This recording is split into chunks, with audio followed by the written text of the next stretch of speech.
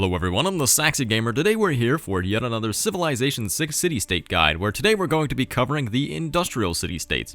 Before we get into things today, I would like to announce that I am doing a giveaway sponsored by Chrono.gg to give away $50 in Steam Cash. All you have to do to enter the giveaway is purchase something from my store link that is linked in the description below. I know it's not free means of entry, but I wasn't the one that set up the giveaway, it was them. But if you also want my professional opinion, the way to enter it on the cheap is to purchase something from one of the daily deals. So a lot of those are below $10 and they do have some really great games.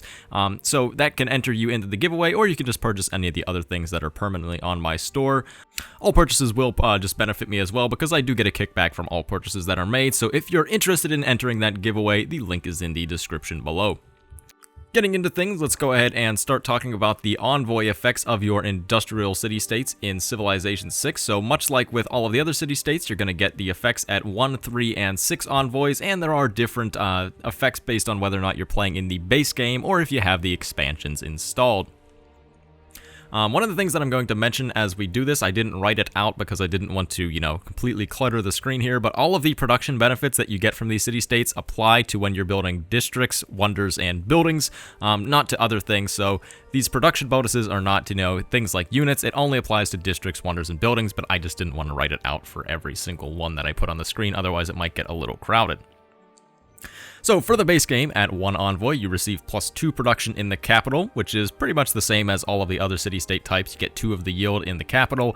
I don't find this one to be particularly useful compared to the other ones, just because there's not that many buildings, or, maybe you're going to be getting some early districts and stuff, so it can be helpful for early districts, or if you're planning on rushing a wonder. But generally, I tend to find that this extra production isn't quite as impactful as the one from the militaristic city-states that helps you with units.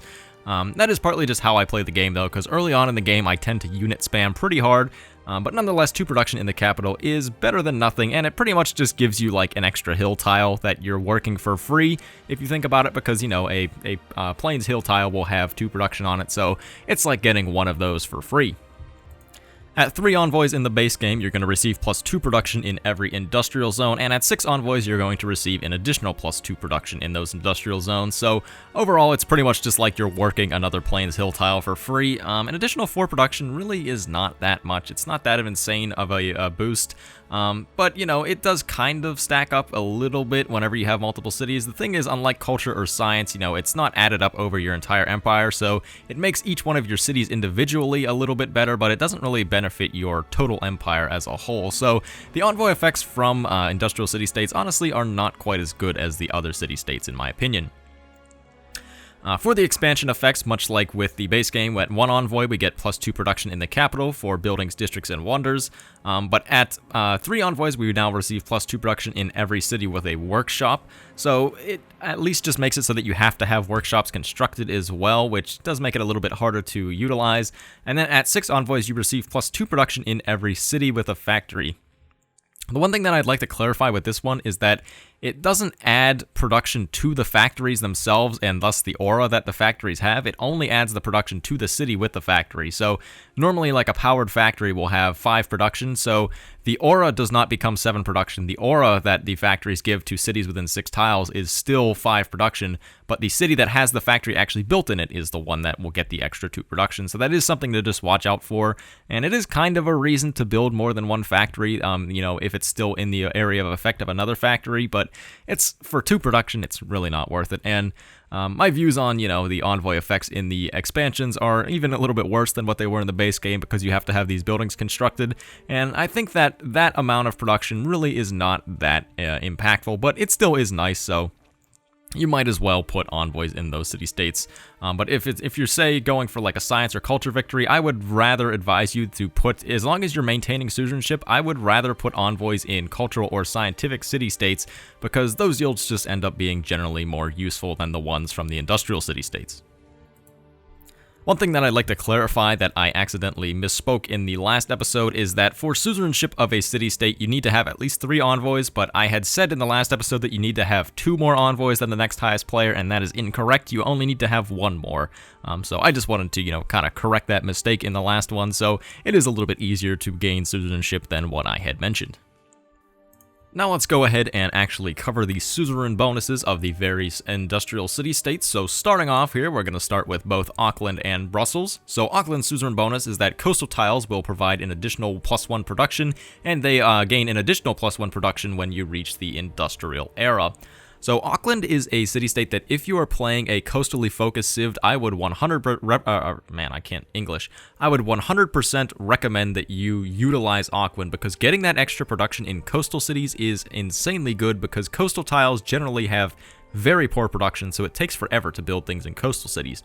If you have Auckland though, you get a lot more production on those tiles, and it speeds things up a ton. This works really well with certain civs like Indonesia that have the kampung that you can put on ocean tiles, or not ocean tiles, coastal tiles, because then you can get some really good yields on coastal tiles, which normally you can't otherwise get. So if you're playing a coastal game and you need a little bit of extra production, I would highly recommend that you utilize Auckland. Obviously, if you're not going for a coastal game, then Auckland's suzerain bonus is pretty much useless. Brussels gives you plus 15% production towards wonders. It's okay. Plus 15% is not a huge amount, but it can be helpful if you're going for like a culture victory and you need to get some wonders for some tourism, or you need to get one of like the key wonders like Cristo Redentor or Eiffel Tower to get your seaside resorts out and start producing a lot of tourism. But overall, I don't find that the plus 15% production is extremely impactful in, the grand scheme of things. So I don't often keep Brussels around. Normally I like to take Brussels, but if you are going for a culture victory and you are planning on building a lot of wonders, then Brussels still can be a very good city-state and one to utilize. Buenos Aires is up next, and what Buenos Aires does is it makes it so that your bonus resources will provide +1 amenity per type. So this pretty much works like it virtually just converts bonus resources into luxury resources, and it can give you quite a few extra amenities.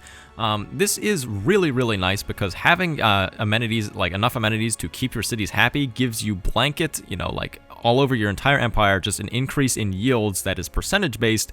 So making sure that you can keep your cities happy is really good because all of your yields will be higher than what they otherwise would be. So getting extra amenities from bonus resources, which you probably will have a decent amount of, is really good. So I really tend to like Buenos Aires, and I think that they are probably one of the stronger industrial city-states. Cardiff is up next, and with Cardiff you receive +2 power from each harbor building. This one is new in Gathering Storm, so if you are only playing in the base game or if you only have Rise and Fall, you're probably not going to know what Cardiff is, and it's going to be missing, and that's just why, because it only works with Gathering Storm. But +2 power from each harbor building is actually quite good in certain situations. So this city-state, when it was first added to the game, I was like, man, that city-state's going to suck, and it's going to be terrible. But whenever I was playing my game as Coupe, I actually, I had a ton of harbors because I was playing very coastally, and getting a lot of free power from harbors is really nice because it means that you're not going to have to use your coal resources up. You're not going to, cause the sea levels to rise and flood your tiles, which can be a little bit problematic if you're playing a coastal civ.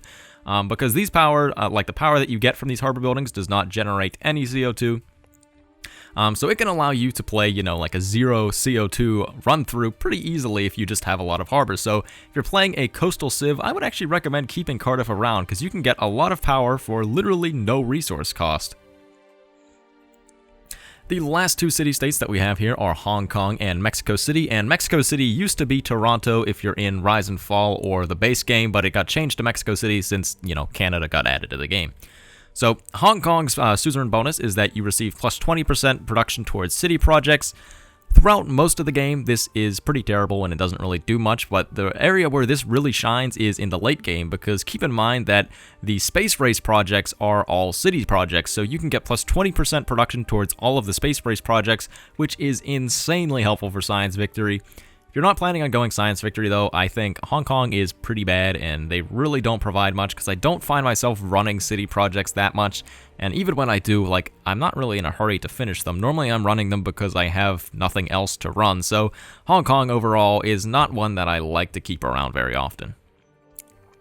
Mexico City or Toronto, on the other hand, is quite good. It makes it so that the regional effects from industrial zones and entertainment complexes reach 3 tiles further, so that will affect things such as your factories and your zoos. Is zoos the right one? I think that's what you build in an entertainment complex. I very rarely build those, so I don't really know that much. I really should build them more, but it increases their range from 6 tiles to 9 tiles in the area of effect that they will provide their bonuses to, and this is really strong, actually. It makes it so that if you're playing a game that you don't want to have to build a lot of industrial zones, then your one industrial zone that has a factory in it can reach a lot further and benefit a lot more cities.